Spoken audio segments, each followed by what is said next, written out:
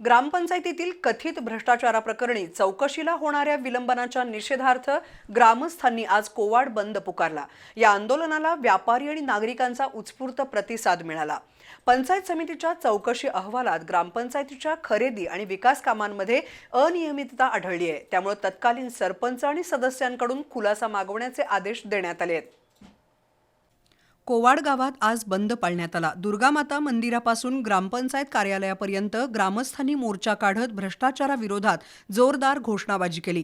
आंदोलनस्थळी गटविकास अधिकारी, पंचायत समितीचे अधिकारी, पाणीपुरवठा विभागाचे अधिकारी, लोकप्रतिनिधी आणि पोलीस अधिकारी उपस्थित होते। जाजम पडदे, सिमेंट बाग, पाण्याच्या मोटारी, कचरा कुंड्या, सीसीटीव्ही, सोलर पॅनल, लहान मुलांची खेळणी अशा साहित्य खरेदीत कोवाड ग्रामपंचायतीनं भ्रष्टाचार केल्याचा आरोप केलाय। शिवाय जलजीवन मिशन अंतर्गत उभारण्यात आलेल्या पाण्याच्या टाकीच्या निकृष्ट कामाबाबतही ग्रामस्थांनी तीव्र नाराजी व्यक्त केली।